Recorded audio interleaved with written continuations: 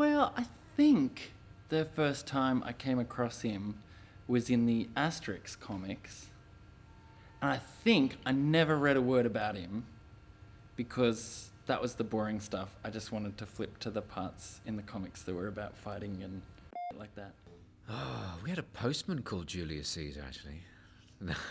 I think it was probably because the BBC for many, many years used to do these theatrical dramas, which they would obviously put on as in a TV style. Probably my dad, actually. My dad is really into the classics and ancient history, and particularly ancient Rome and Greece. I guess it was probably back in high school, just with compulsory, history studies. Grade 8 was when I first came across it. Interesting enough, though, I didn't realise that the man himself existed in history. I didn't, at that stage Shakespeare was still very new. I had no idea that there were the history plays in Shakespeare. I just saw it as one amazing story of rise and dramatic fall. The phrase backstabber came up, and I didn't know what that meant. And so I asked my teacher, and she explained it to me, but I didn't understand it for a long time. But I've always associated backstabber, a backstabber, with this story. It was Asterix. My first experience of Caesar was through my Asterix experience. In fact, my love of language came through the Latin roots that are peppered all the way through Asterix comics. Probably Asterix, I think. It's probably, you've had that answer probably a couple of times, I reckon. But so either in my high school or at university, I never really touched Roman history.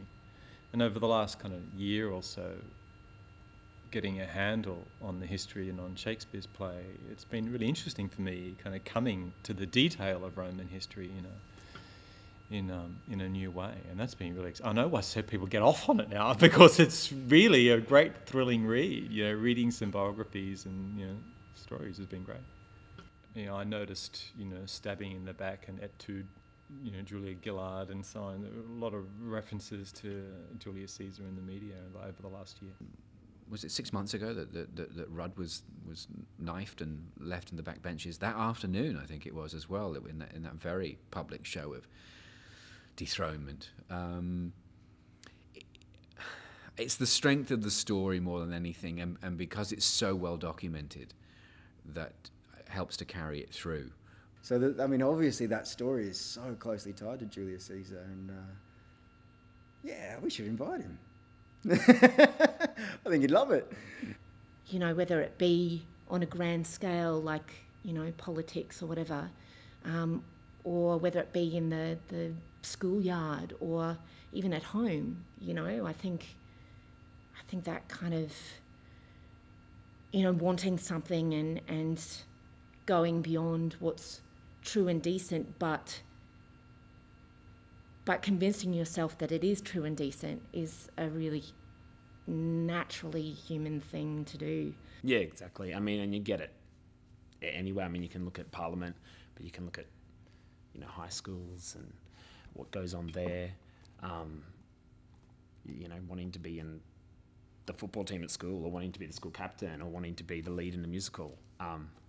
There's a line we put back into the play that I'd taken out of my edit,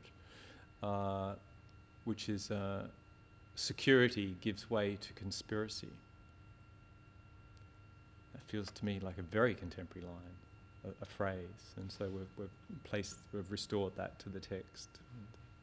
It doesn't sound Shakespearean at all, but